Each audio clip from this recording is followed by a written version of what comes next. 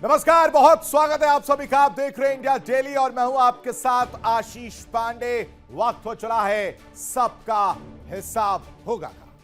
बंगाल की धरती पर सदियों से मां काली और भगवान राम का जयकारा गूंजता रहा है, लेकिन सत्ता के अहंकार में जब दीदी के सिपह सलारों ने सनातन को ललकारा तो बंगाल की जनता ने ईवीएम की चोट से करारा जवाब दिया है। टीएमसी का वो अभेद्य किला जिसे अजेय माना जाता था, आज सनातन की लहर में ढह चुका है।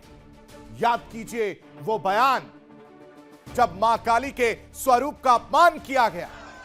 याद कीजिए जब माता सीता पर अभद्र टिप्पणियां हुई और साधु संतों को राजनीति का मोहरा बताकर अपमानित किया गया।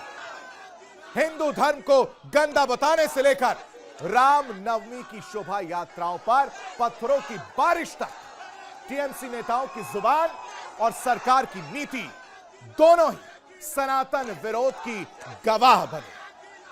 तुष्टीकरण की इस आग ने बंगाल के मानस को झकझोर कर रख दिया था। अब आपको टीम ममता का हिंदू विरोधी कदम बताते हैं जिससे उनका बंगाल में पतन हो गया है। वो आपके सामने रखते हैं, समझाते हैं कि अब कैसे पूरी कहानी बदली है।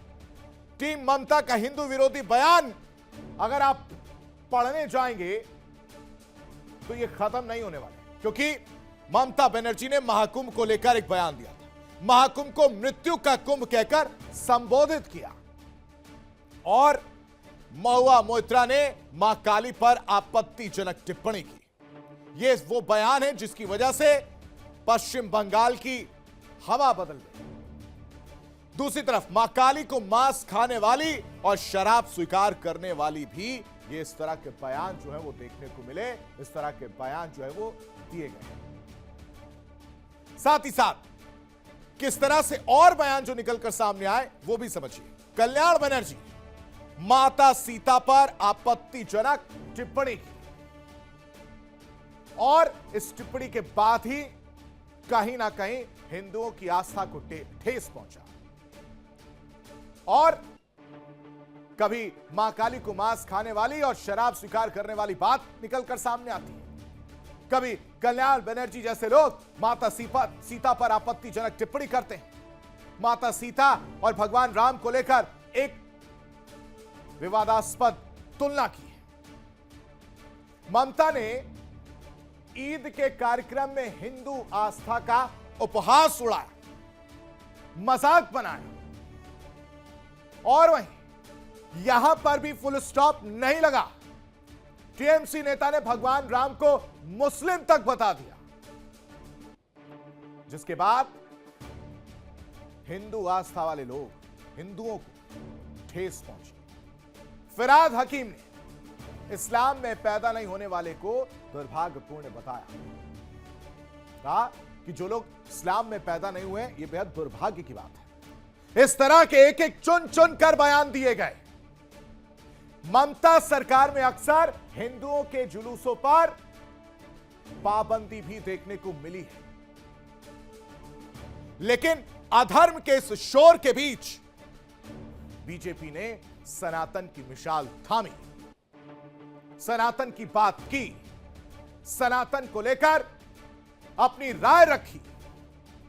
प्रधानमंत्री नरेंद्र मोदी की अटूट आस्था, गृह मंत्री अमित शाह का संकल्प और बंगाल के कोने कोने में गूंजता जय श्री राम का नारा, यह सिर्फ चुनावी नारा नहीं है, बल्कि अपमानित हिंदू भावनाओं का करुण पुकार बन गया। बीजेपी नेताओं की भक्ति, मंदिरों में पूजा और सनातन के गौरव को वापस दिलाने के वादे ने जनता के दिल को छू लिया, क्योंकि भगवा रंग में बंगाल बदला हुआ अब नजर आया। और इसी का असर है कि बंगाल भगवा रंग में बदल गया है। कुछ आंकड़े आपके सामने रखते हैं। 2026 का जो रिजल्ट आया है वो समझिए। बीजेपी 206 सीटों पर, और वहीं टीएमसी 81 सीटों पर सिमट गई। याद कीजिए पिछली बार के आंकड़े, ये ऊपर नीचे था, सिर्फ बीजेपी का 77 और टीएमसी डबल सेंचुरी मारती हुई नजर आई थी। लेकिन अब हवा बदल गई। हिंदुओं की आस्था को ठेस पहुंचाने वाली टीएमसी पूरी तरह से सत्ता से बाहर नजर आ रही है। 2026 का रिजल्ट मैं आपको बता रहा हूं। कांग्रेस 2 पर सिमट गई और अन्य के खाते में सिर्फ और सिर्फ 4 सीटें गई। यानी नतीजे साफ हैं। बंगाल ने बता दिया कि तुष्टीकरण की राजनीति अब और नहीं चलेगी। सनातन विरोधियों का सफाया हो चुका है और राष्ट्रवाद की जीत हुई है। मां, माटी, मानुष का नारा अब जय श्री राम के उद्घोष में विलीन हो गया। बंगाल के सिंहासन पर अब सनातन के समर्थकों का परचम लहरा रहा है। यह जीत है आस्था की, यह जीत है विश्वास की, क्योंकि जिनके लिए सनातन को सवालों के घेरे में खड़ा किया गया, जिनके लिए सनातन की आस्था को बार बार ठेस पहुंचाने का काम किया गया, उन लोगों ने भी ममता का साथ नहीं दिया है। कुछ और आंकड़े मैं लेकर आया हूं आपके सामने, वो आंकड़े भी आपके सामने रखता हूं। यहां तक जो ममता सरकार, जिनका मैं जिक्र कर रहा हूं कि जिनके लिए या तुष्टीकरण की राजनीति करने के लिए, अपने वोट साधने के लिए, सत्ता पाने के लिए जिनका सहारा लिया, उन्होंने कुर्सी खींच दी। मुस्लिमों के लिए हिंदू विरोधी कदम उठाए, जिनके लिए उन मुस्लिमों ने भी भगवा लहर को आगे बढ़ाया है। कैसे? वो आंकड़े आपके सामने रखते हैं, क्योंकि मुसलमानों का असर अगर बात करें तो 142 सीटों पर देखने को मिला है। ये साथ जो आप देख रहे हैं, मुस्लिमों ने ममता का साथ छोड़ा है, तो आंकड़े कैसे बदल गए। 142 सीटों की अगर बात की जाए, वहां पर 72 सीटें जो हैं वो बीजेपी के पक्ष में गई। साथ ही साथ टीएमसी के पक्ष में 64, कांग्रेस के खाते में 2 और अन्य के खाते में 4 गए हैं। 142 सीटों का हम जिक्र कर रहे हैं। हिंदुस्तान का नक्शा भी अब आपको दिखाते हैं। वो नक्शा भी बदल गया है और हर तरफ भगवा ही भगवा नजर आ रहा है। उत्तर से लेकर दक्षिण और पूर्व से लेकर पश्चिम तक आज भारत के आधे से ज्यादा राज्यों में कमल शान से खिल रहा है। अब आपको हिंदुस्तान में कैसे भगवा ही भगवा लहरा रहा है, यह भी बताते, तस्वीरें दिखाते ही। अब आप देखिए, इस तरफ आपको प्रधानमंत्री नरेंद्र मोदी नजर आ रहे होंगे, उनके हाथ में डमरू और यह त्रिशूल। हिंदुस्तान का नक्शा आखिर भगवा ही भगवा कैसे नजर आ रहा है, जिसमें 78% जनसंख्या पर इस वक्त बीजेपी का राज नजर आ रहा है। दर्शकों, 78% और 72% क्षेत्रफल पर बीजेपी की सरकार बनी हुई है। मैं गिनता जाऊंगा और आप सुनिए। हरियाणा, दिल्ली, राजस्थान, गुजरात, मध्य प्रदेश, महाराष्ट्र, गोवा, उत्तराखंड, उत्तर प्रदेश, ये वो नाम है जहां पर इस वक्त भगवा लहराता हुआ नजर आ रहा है।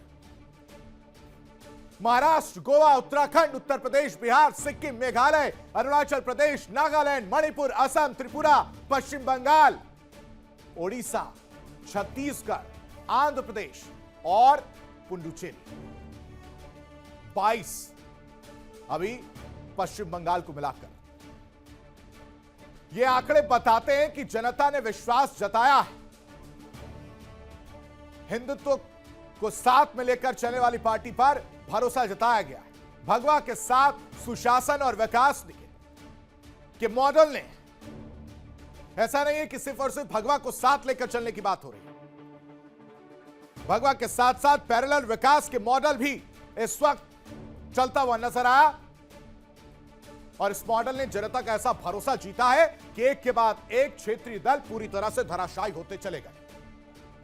डबल इंजन की सरकार ने दिल्ली से लेकर राज्यों की गलियों तक विकास की नई इबारत लिख दी है। बंगाल की जीत ने बीजेपी कार्यकर्ताओं के रगों में वो जोश भर दिया है दर्शकों, जो अब पूरे देश को भगवामय करने के बाद ही थमेगा। ये हम नहीं कह रहे, ये आंकड़े बता रहे हैं। ये वो जीत बता रही है जो लगातार देखने को मिल रही है। विरोधियों के किले ढह रहे और विकसित भारत के संकल्प के साथ कमल का विजय रथ आगे बढ़ रहा है। आज इसी मुद्दे पर डिबेट के लिए हमारे साथ खास पैनल जुड़ा है, उनसे रूबरू करवाएंगे, लेकिन उससे पहले ये रिपोर्ट देखिए।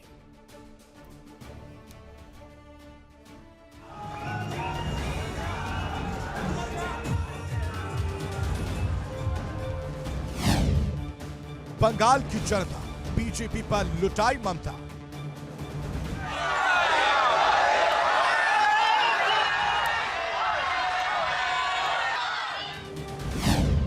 सनातन विरोधियों का सफाया, दीदी का ठहाकेला।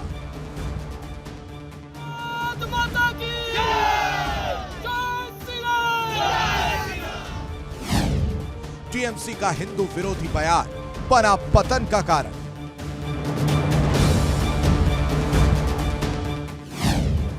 बीजेपी की सनातनी राह, बंगाल में टीएमसी का दाह।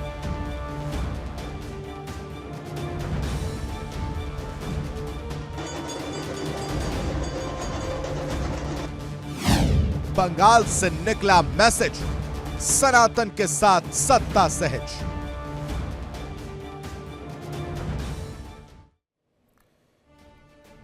और सबसे बड़ा सवाल है कि बंगाल में टीम ममता की सनातन विरोधी राह क्या पतन की वजह बनी है? इसी पर चर्चा करेंगे और इसी सवाल का जवाब तलाशने की कोशिश करेंगे। तमाम मेहमान हमारे साथ जुड़े, सबका परिचय करा देता हमारे साथ राधिका भट्टाचार्य जी, प्रवक्ता बीजेपी की तरफ से जुड़े हैं, बहुत बहुत स्वागत है मैम आपका।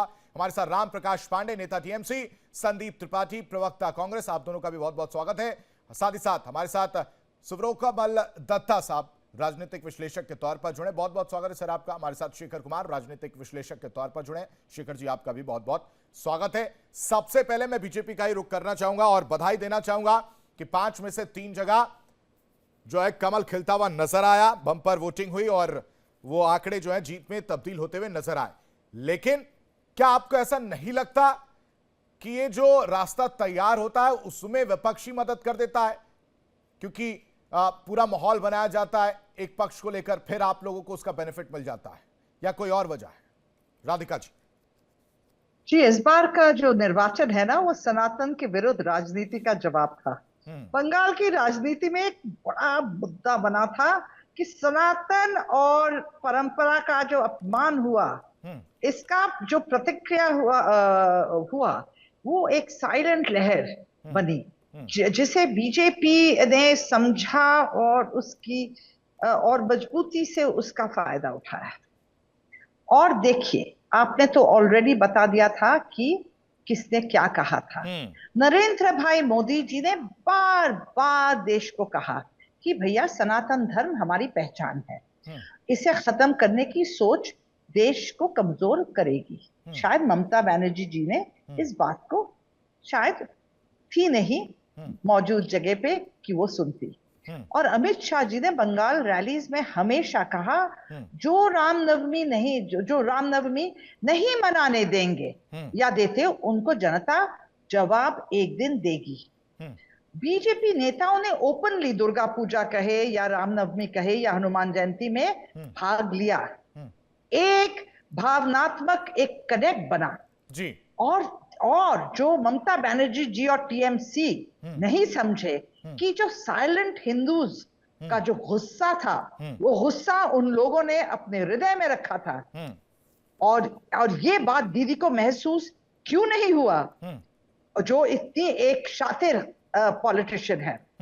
और ये जो धर्मा पर ये सिलेक्टिव पॉलिसी बनाई, कुछ फेस्टिवल्स पर रोक, कुछ पर छूट, फिर लॉ एंड ऑर्डर इश्यूज बना उठी, धार्मिक जुलूस पर उन्होंने पर हमला के आरोप हुए, फिर तुष्टीकरण का तो परसेप्शन हमेशा ही बना था, एक समुदाय को खुश किया और खुश करने के लिए दूसरे को इग्नोर करना, और दूसरा जो मेजॉरिटी है उसको इग्नोर करना। तो आज मेजॉरिटी ने जवाब उन्हें दे दिया, और जो लोकल लेवल पे भी जो गुस्सा था, गांव और छोटे छोटे शहरों में भी लोग चुप थे, पर वोट में जवाब दिया। तो ये सब मिलकर एक साइलेंट कंसोलिडेशन बन गया, जिसे ओपनली कोई नहीं बोल रहा था, पर अंदर ही अंदर नाराजगी बढ़ रही थी। ठीक है राम प्रकाश पांडे जी, ये वो गुस्सा है जिसका परिणाम ये होता है कि आप लोग इस वक्त सत्ता पर काबिज होते हुए नजर नहीं आ रहे, बैकफुट पर चले गए हैं। 200 का जो आंकड़ा था वो 81-86 पर आकर सिमट गया है,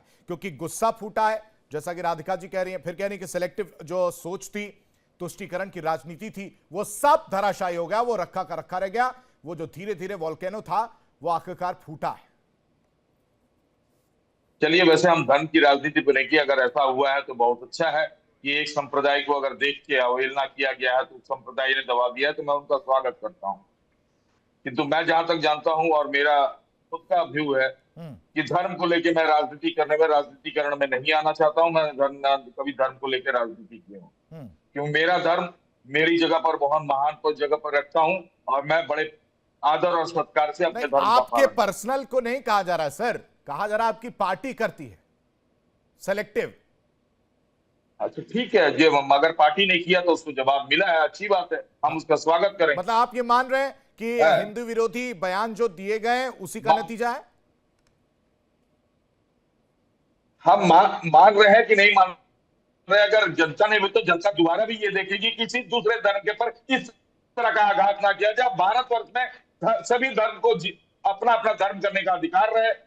हमारे कहने का तात्पर्य वहां पर कि धर्म की आजादी संविधान ने दी है, और उस तरह के वो आप धर्म को पालन कर पाए और वो उस तरह से रह पाए। अगर जनता ठीक है विमुख हुई है बंगाल में तो अच्छी बात है, इससे सबक लेगा हमारा धर्म, मंथन करेगा, आगे उस रास्ते पर चलेगा। मतलब मैं यही कहना चाह रहा हूं सर, मैं ये करूंगा। ठीक है, मैं यही कह रहा हूं कि जो राधिका जी कह रही है वो यही कह रही है कि गुस्सा फूटा है, वो नाराजगी है। अगर ये चीज नहीं अपनाते, सिलेक्टिव नहीं होते, तो आज शायद आप लोग वापस होते। मैं देखिए राधिका जी जो कह रही है उनके बातें कबल रहे, तो मैं भी ये बोलना चाह रहा हूं कि जिस तरह से बांग्लादेश में हिंदू कम हो गए हैं तो हिंदू में अत्याचार होता है वहां पर हिंदुओं पर, तो भारतवर्ष में चाहे बंगाल में उन मुसलमानों पर अत्याचार होने की प्रक्रिया मत चालू, ये पद्धति ने आ जाए। ठीक है, क्योंकि ये ठीक है राधिका जी जल्दी से देखा जाए जो प्रोवोक कर रहे हैं कि हम, क्योंकि मेरा हिंदू धर्म कभी भी हिंसा नहीं सिखाया। अत्याचार होता है, ये जो पार्टीज विभाजन का जो ये राजनीति करते हैं, मुझे एक मुसलमान परिवार दिखाए जो एयरपोर्ट पे जाते जाते कहा कि मैं भारत छोड़ रहा हूं क्योंकि यहाँ पे मुसलमानों पे अत्याचार होता है। आप मुझे एक एग्जाम्पल दीजिए, ये किस तरीके का गलत ये बयान देते हैं कि यहाँ पे मुसलमान सुरक्षित नहीं है। और मुझे सबसे जो दर्द होता है ना, ये बातें मुसलमानों के मुंह से नहीं निकलती, हिंदू नाम वाले लोग ही ये बात करते हैं। कितना दुर्भाग्य है हमारे देश में कि मुसलमानों का नाम पता हुआ है वो डरे हुए हैं कि उन्हें डिटेंशन सेंटर में ले जाया जाएगा, और किस तरह से बुलडोजर की बनाते हैं कि मुसलमान यहाँ खतरे में है। और मुझे बात बताइए, ये जमीन हमारी सरजमी हिंदू धर्म, सनातन धर्म की जन्मभूमि है। क्या इस पूरे माहौल में एक हिंदू संस्कृति की ये गलत तरीका है ये राजनीति का कि हम बाहुबली हो गए हैं, हमारी 70% की रहे, तो हमसे जो कम धर्म वाले कम संख्या में है उन पर हम दबाव बनाएंगे। ये अगर राजनीति का पैटर्न है ठीक है, गलत है, ये संविधान। ठीक है दत्ता साहब का मैं रुक करना चाहूंगा। दत्ता साहब, क्या यही वजह रही टीम ममता जिस तरह से हिंदू विरोधी बयान देती रही उसका खामियाजा भुगतना पड़ा? सबसे पहले तो आपके टीम को कहूंगा कि मेरा डेजिग्नेशन चेंज करे कंजर्वेटिव एक्सपर्ट लिखने के लिए। मैंने बोल दिया था पर किए नहीं है। प्लीज बोलिए संशोधन करने के लिए। हेलो जी सर कंटिन्यू करें, वो ठीक कर देंगे। हाँ जी, अब मैं बात पे ही आता हूँ और क्योंकि इतनी प्रचंड शानदार विजय हुई है भारतीय जनता पार्टी के, दीदी के लिए कुछ सलाह जरूर दूंगा, ताकि मैं व्यक्तिगत दीदी को बहुत सम्मान करता हूँ, बहुत ही जुझारू नेत्री है वो। और जब पहले बार आई थी तो हम सब के सब बंगाली होने के नाते बहुत ज्यादा अपेक्षा में थे कि बहुत सारे चीजें शानदार वे में करी, पर भी कुछ भी चीजों पे खड़ी उतर नहीं पाई। दीदी तो जय श्री राम जय हनुमान जी का विरोध करती है। दीदी को आज चंडी पाठ से ही दो तीन चीजें बता के समझाने की कोशिश करता हूँ, क्योंकि दीदी जब चंडी पाठ करती है तब चंडी पाठ भी गलत सलत बोलती है, तो इसलिए सही चंडी पाठ की मूल मंत्र बता देता हूँ। जी सर्व मंगल मंगल्ये शिवे सर्वार्थ साधिके शरण्ये त्र्यंबके गौरी नारायणी नमस्तुते। सृष्टि स्थिति विनाशनम शक्ति भूते सनातनी गुणोमय गुणोश्रय नारायणी नमस्तुते। शरणागत दिनार्थ परित्राय परायणी सहस्र शस्त्र हरि देवी नारायणी नमोस्तुते।